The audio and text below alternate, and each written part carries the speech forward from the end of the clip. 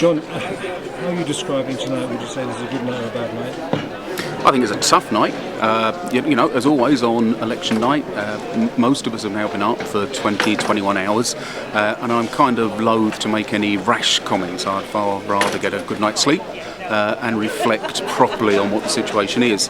As I'm talking to you now, Michael, we are still waiting for one result, Little Thurrock Blackshots, where I think they've now recounted the votes 3 times, so they're on their 4th recount now, I think.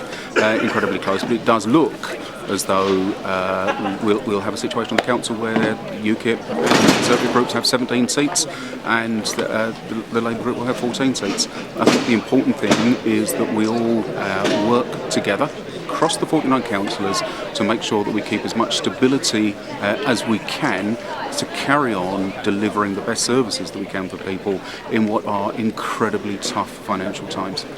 What's the subtext to that, what you're saying? Are you saying that you still want to hold power, that you can broker some sort of relationship? No, not necessarily. That's not what I'm saying at all. What I'm saying is that it shouldn't matter who is actually leading as long as the direction remains positive. And I think that in really interesting political times where we've had a hung council for every year bar 2 of the last, 8, 9 years now, we've by and large managed to keep things kind of moving forward in a good direction.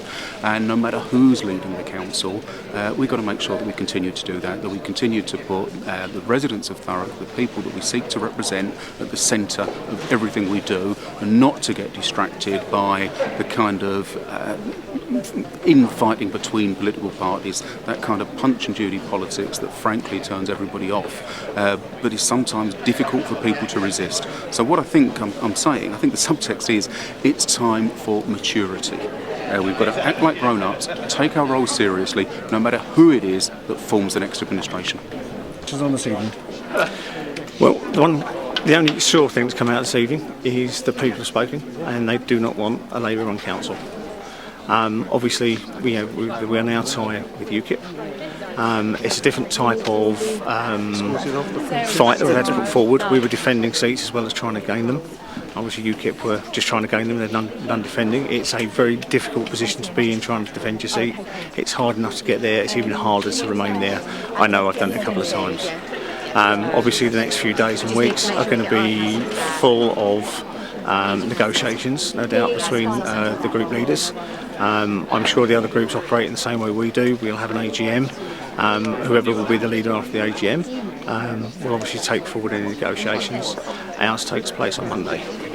What do you think the message to the people of Thurrock is tonight? Because they may be a little bit confused, don't they? Because they can see at least 2 sides declaring victory. I'm not declaring victory. All I'm saying is that we're the same number as we were when we came into this room. We've left with 17. We are joint first.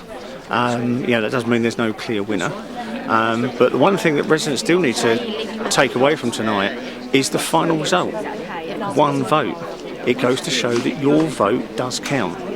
That last person that Joy knocked on and said, actually, yeah, I will go out and I will go and vote, has made the difference. It's that's a huge weight on someone's shoulders, and that should be on the shoulders of every single resident when it comes to election times. So we've had high results of high turnouts and low turnouts, but the more people turn out, the more representation it truly is. Literally a few here, a few there would have made the difference, and we could have had an 18-16 situation in one way or the other. So I really would urge, come 2018, residents go out and vote. Are you ready to run the council? Yes. This has been, I can't say a long time coming. I'm not going to count my chickens, far from it. Obviously negotiations have to take place. It really all depends on the outcome of those. But if I am in leadership, we have been working on a 100-day plan. So 100 days, well, we're not going to turn the council round in 100 days, obviously. I'd love to be able to say we would, but we wouldn't. But 100 days to implement certain policies and certain proposals that will help to turn this council around. There are things that will be quick wins. There are things that will start within those 100 days that may take 1 or 2 years to come to fruition. But we do need change. For the past 2 years, we've seen reductions in council funding, and all the low-hanging fruit has been plucked. all of the magic creative accountancy has taken place. It's now ready. It's now time to be making those tough decisions on what will not be on the be service that's being provided by the council and what will be. These are probably a little bit more important than what's happened over the past couple of years, because people will lose out and other people will think, oh, okay, we're gaining, but there does need to be change. We are far behind the curve on some things at Thurrock. Equally, we are also at the front of the curve on some things. But we are doing, as I regularly say to you, 10, 12, 14, 15 million pounds on temps. We can't carry on like this. Whatever way you look at it, there are temporary agencies out there making money from that. That's either more staff or more services that can be provided from that money. We need to change that. We need to be correctly collecting income. We need to be correctly apportioning charges where we need to apportion them. But those tough decisions will be happening after annual council on the 25th of May this year. Look at me, Graham. Okay. Graham, you must be very pleased with tonight's performance. Very pleased, yeah. I mean, we was always thinking we had 5 seats wrapped up, but to get the 6th was really nice tonight. So yeah, very pleased. What do you think was the message that you conveyed that the public listened to? What do you think were the couple of issues? I think the biggest one is always with us is housing repairs. We've done a lot of work on those over the past year. And I think it's just the sheer hard work we put in. People have noticed that we've been doing the hard yards. We're always available. And I think that's resonating. I've been saying to people today that, lots of people have an impression about UKIP, about what they expect us to be like. And you can tell them that we're not that party that we're expected to be.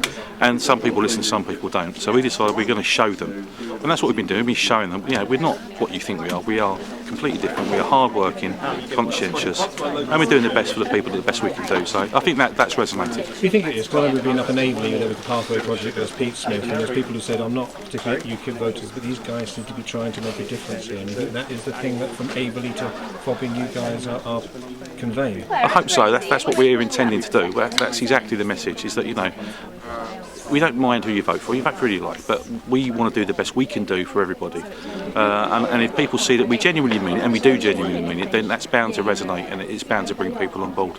And it's working. It seems to be the right message, and the message is getting out there. People, once they turn, they tend to like us and stay with us. So let's see how we go on in the future. I think I asked you this question a few weeks ago down in Tilbury, and I've asked you again, you ready to run a council?